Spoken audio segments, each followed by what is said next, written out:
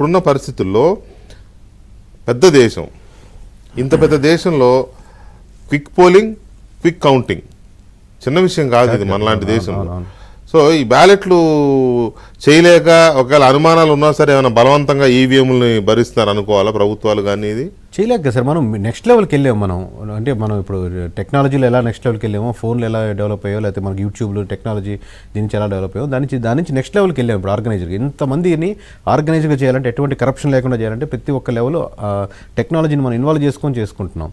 Plus counting delay కాకుండా, అప్పుడు మీకు గుర్తుంటుంది ఒక 20 years బ్యాక్ రాత్రి మొగలు కౌంటింగ్ చేసేవాళ్ళు, DD8లో సినిమాలు వేసి దాన్ని మేలుకొని ఉండే కౌంట్లు వేసేవాళ్ళు.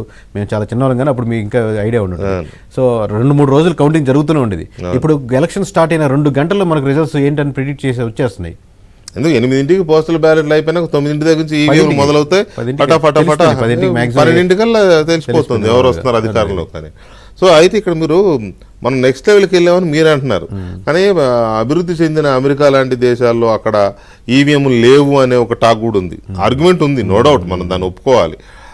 అమెరికా లాగానే ఇంకా డెవలప్ అయిన చాలా దేశాలు కూడా ఎందుకో దీన్ని కొన్నాళ్ళు వాడి కూడా ఇప్పుడు మళ్ళీ వదిలేశాయి, మళ్ళీ బ్యాలెట్లోకి వెళ్ళాయి.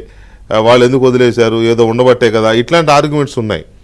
దానికి మనం కొంత ఆన్సర్ చేయలేని పరిస్థితి కనపడుతోంది ప్రభుత్వాలు. చాలా కంట్రీస్లో పార్షియల్గా వాడే ఉన్నాయి సార్, కంప్లీట్ ఎలక్ట్రానిక్ కౌంటింగ్ వాడే ఉన్నాయి.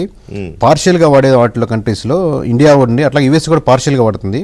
Canada, Australia, Belgium, Bulgaria, Italy, Switzerland, Mexico, Brazil, chilli, పేరు, వెనిజులా ఇవన్నిట్లో పార్షియల్లీగా లేదా ఫుల్లీగా ఏదో రకంగా వాడుతున్నాయి సార్.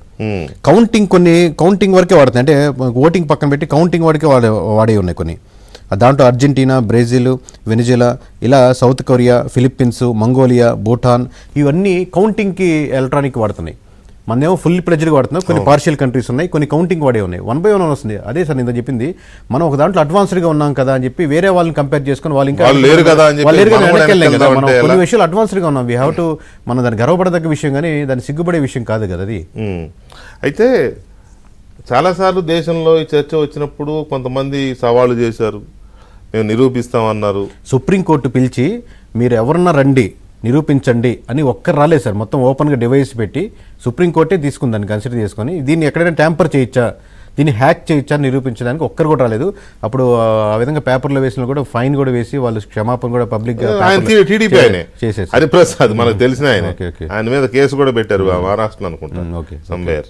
సో ఇంతవరకు ఎక్కడ ఆధారాలు లేకుండా ఇలా మాట్లాడడం మరి అది కొంత ఇబ్బందికరం కదా. అది మీరు అవమానించినట్టు మన ప్రోగ్రెస్ ని, అంతే కదా, మన ప్రోగ్రెస్ ని మన సిస్టమ్ ని చేసినా మీరు 8 లేయర్లో ఎక్కడో దగ్గర చేయాలి. స్టెప్ బై స్టెప్గా ఒక 6 months నుంచి ప్రతి స్టేజ్లో ఎలక్షన్ కమిషన్ పొలిటికల్ పార్టీని పిలిచి ఈ డివైజులు చెక్ చేసుకోండి అని చెప్తుంది. అప్పుడన్నా చేయాలి. ఈ డివైజులు ఇక్కడి నుంచి డిస్ట్రిక్ట్కి వెళ్తున్నాయి చెక్ చేసుకోండి, మీరు కొన్ని ఓట్లు వేసి చూడండి కరెక్ట్గా పడుతుందా, స్లిప్పులు కౌంట్ చేసుకోండి కరెక్ట్గా వస్తుందా. ఆల్రెడీ బూత్ లెవెల్లో కూడా వచ్చినారు. ఆ రోజు పొద్దున్నే మీకు 4-5 గంటలకు 6 గంటలకు మిమ్మల్ని పిలిచి ఫస్ట్ 50 ఓట్లు మీ చేత అయిపిస్తుంది కదా. అప్పుడన్నా వెరిఫై చేసి ఒక సీల్డ్ కవర్లో అయిపెట్టి కరెక్ట్గానే ఉందంటే అప్పుడు సంతకం పెట్టుకుంటే నా బూత్ స్టార్ట్ అవుతుంది. ఏ బూత్ లెవెల్లో ఒక్కరన్నా వైఎస్ఆర్సీపీ అయినా, టీడీపీ అయినా, లేకపోతే అక్కడ కాంగ్రెస్ అయినా, బీజేపీ అయినా బూత్ లెవెల్ ఈ మిషన్ కరెక్ట్ తప్పు అని ఒక్క కేసు అన్న వచ్చిందా? సో ఇదంతా ఓటమిని అంగీకరించలేని 100% సార్, ఓటమిని అంగీకరించలేని కుంటి సాకులు. ఏ పార్టీ అయినా అసలు దాని మీద కమెంట్ చేయని పార్టీ లేదు ఓడిపోయినప్పుడు. అవును, ఓడిపోయిన ప్రతి ఒక్కటి ఇదే మాట.